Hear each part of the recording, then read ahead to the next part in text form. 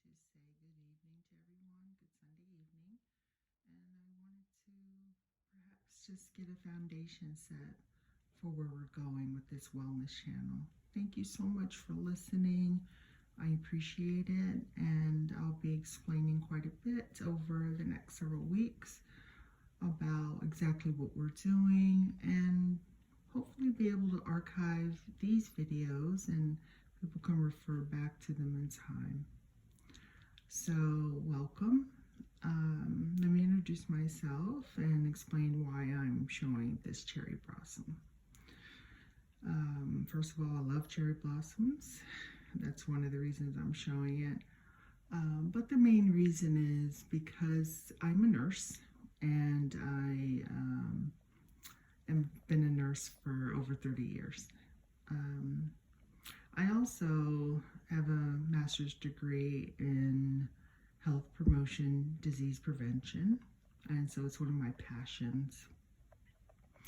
And what I found over time is that I'm not really able to articulate to patients and to coworkers, or really anyone, the kind of wellness that I've come to understand over the years that really impacts disease states. I think I kept trying to make my model fit within the traditional healthcare forums, but it never worked. So I didn't give up. I kept trying. I had leadership positions. I had floor nurse positions. I had every position you can think of, education nurse. But I never really came to terms with the fact that disease and wellness were not clearly articulated to patients, and how they could get to the state of wellness that they wanted versus just not having pain right now or just not having symptoms right now. What was happening? So I remember talking to one of my friends who's a physician in Delaware, and he said, we really don't like to talk about wellness. And I was very confused, and I asked for clarification and said, if it impacts disease, why? And he was very clear, and he said, I can't prescribe wellness. I can prescribe medication that relates to a disease, but wellness I can't prescribe. So I chewed on that for a little while and went and did some reading and thinking, contemplating. And over time, I've really come to terms with the fact that you can't. Wellness is a state that is not prescribed. It's not something you can apply. And the reason I know is because more and more of my patients have come to me saying, if I'm doing this, this, and this, why do I not feel well? Why do I not feel well? Although they may not have the disease state that they came to the doctor about or the healthcare professional about, they still don't feel well. And because I work mainly in the mental health profession, I get a chance to see people who are what we would call physically healthy often. Okay, they're not in the hospital because of some sort of physical malady. They are there because they essentially are having some sort of mental health crisis. And some of them have been on medication for years, whether it's for substance abuse, whether it's for depression, anxiety, for schizophrenia, for psychosis, bipolar disorder. They don't feel well. They feel as though their lives are being taken from them.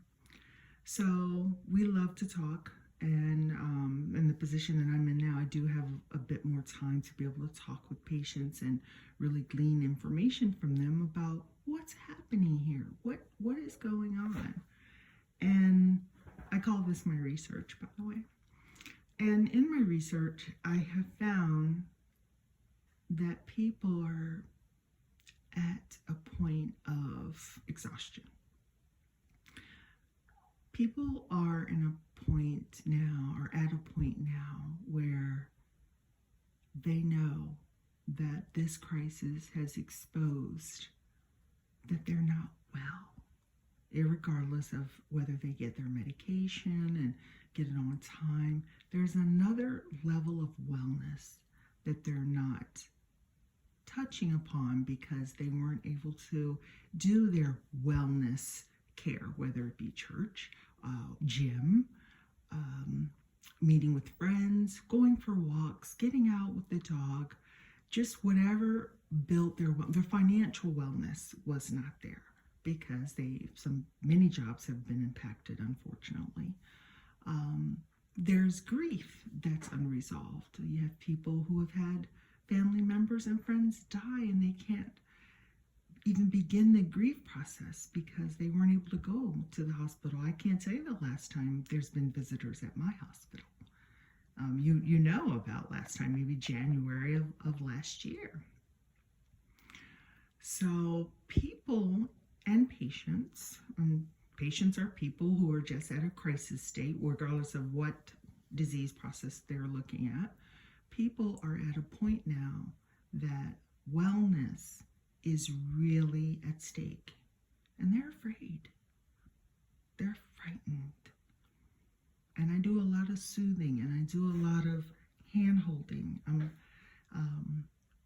in that position that I can have a little bit more time than the nurses that are running around with their hair on fire, and physicians who are prescribing, and nurse practitioners who are prescribing and running around, and everyone else. Not to demean anyone else who's in the healthcare profession. We need everyone, and everyone is running around in crisis.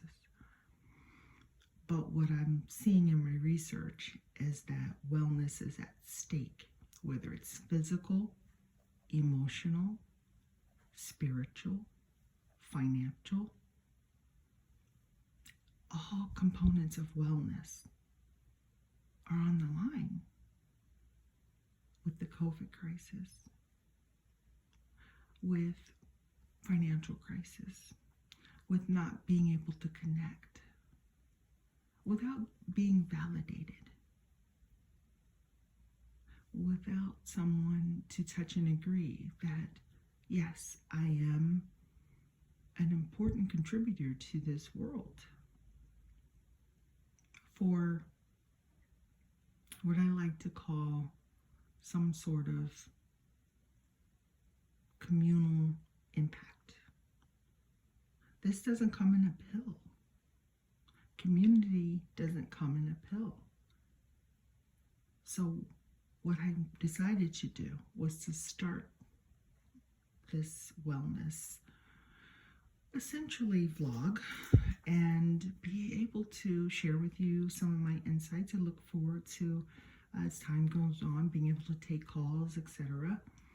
There will be other contributors to this site who also are able to impact in different ways. Right now we want to start with this because we're in the middle of a crisis, and it's what I do. So one of the things I want to do now is take the time to those who are listening to this, and I want to take the time to encourage you that you do matter. Your contribution to society and this world is important and needed. I will touch and agree with you that everything that you want to happen will happen. We just have to get through this crisis. So how do we get through it? We get through it by supporting one another and acknowledging that wellness looks different than taking any drug, any drink, whether that drug is prescribed or not. It's larger than that. It rests within ourselves. That is a spiritual component, with our higher power, with our soul, which interacts within our consciousness, and our physical, which interacts with the world. So we're going to be breaking that all down and really coming to terms with where are we. Please don't feel I'm trying to analyze anyone, because I'm not. This is just how I talk. This is just how I do it. People seem to like it. Some do, some don't. If you don't, please find another channel about wellness. Please, in this crisis, find something that allows you to recognize exactly what's happening inside. You're not losing it, but you're in a crisis. The world is in crisis. And anyone that's been holding on to worldly things right now is in total disarray. So that's what we want to do. That's the start of what we want to do. I want to welcome you. I will be showing who I am as I transition out of my field, and not saying some things that are totally antithetical to what healthcare is about. These are just things I've been wanting to say for years that I'm now going to say. So welcome. Have a wonderful evening, and we care for you. Bye.